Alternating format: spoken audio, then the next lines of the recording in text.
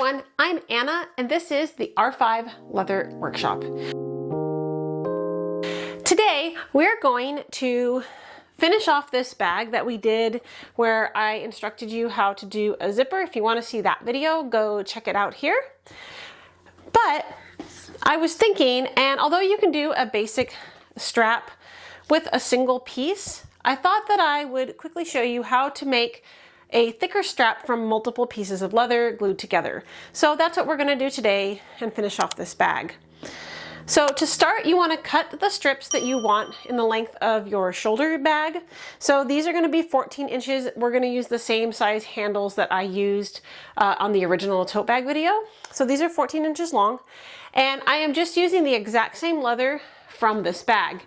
Now this bag is made from about 4-ounce leather, which is really a little bit too thin to make a strap.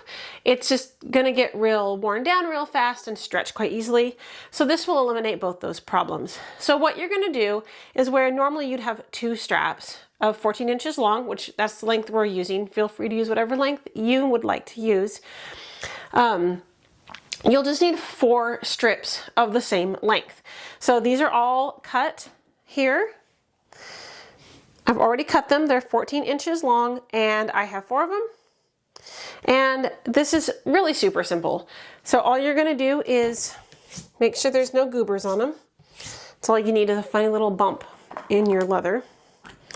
And you're gonna take your leather glue and you're gonna just glue the whole thing. Be pretty liberal with your glue here. You want it to be really, really sticky. This glue holds up really well, but if you don't put a thick enough layer on, it can come apart. So make sure that you are gluing these and using a nice thick layer of glue. And make sure you're getting the ends and everything as well.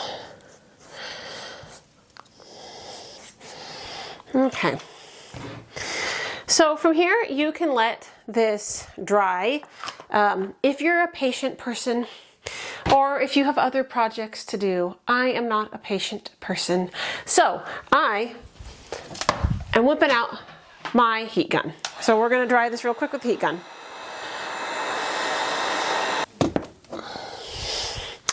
So from here, all you need to do now is connect each of the pieces. So what I like to do is grab my chair because it's not here. I like to sit down first. So from here, now this is really sticky obviously, so you need to don't press it down real hard at first in case you do have to pull it apart. And so what I usually do, I find this works the best, is I line it up at the top like this and start there, because ideally you don't want to have to trim anything, or trim things as little as possible.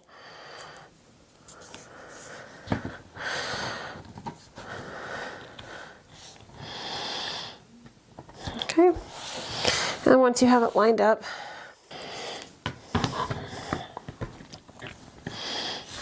so you can see there, that was not pressed down yet, so I was able to pull it apart.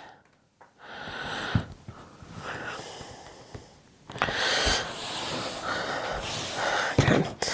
Now, this is a good one to show you guys. So if you look, this one wasn't cut perfectly. You're never gonna cut them perfectly, even if you're using a strap cutter. I cut these by hand, but so what I usually do then, if they're not flush on both sides, I will just get out a ruler and line up so I can see where the excess is, and I just kind of like trim it up.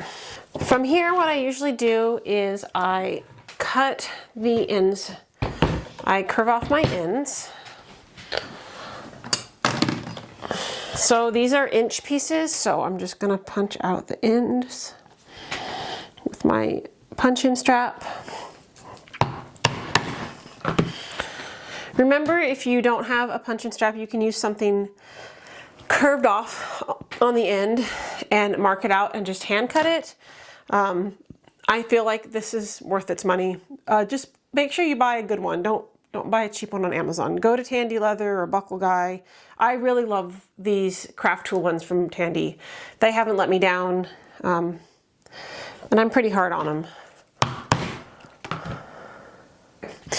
So from here, your straps are pretty much done. You just need to punch the holes into them and you can attach them. However, because you have two layers together here, I would personally recommend that you stitch them. Now, I will say when you start hand stitching something like a strap, you need to be aware that that adds a lot of labor. So just make sure if you're selling these that you are accounting for that time and that energy that you're putting into it. So I'm going to go ahead and stitch these. So I'll show you how I do all that. So before I stitch them, I'm actually going to pull out my pen here. This leather is some chrome tan that isn't all the way struck through. So just to make it look cleaner, I'm going to dye and token on all this. And let me do that, and then I'll show you what's next. So now that you've edge dyed and burnished these, you are going to want to go ahead and grab your wing dividers, and you're going to mark off these to stitch them.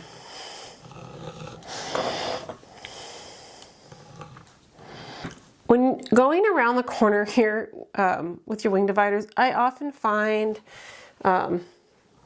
you have to be kind of almost slow and methodical about it to get your curve right, so just be aware.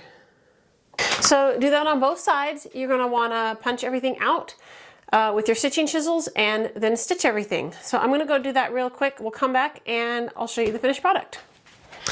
So as you can see, the stitching is done, and then from here all you need to do is punch out your holes and attach it to the bag. So I hope you enjoyed this video. I hope that it was helpful. I know this was a real short and sweet one, but just kind of giving you an idea of how I assemble these. There's probably easier ways. This is just what's always worked for me. So I hope you have a great day, and I'll see you next time.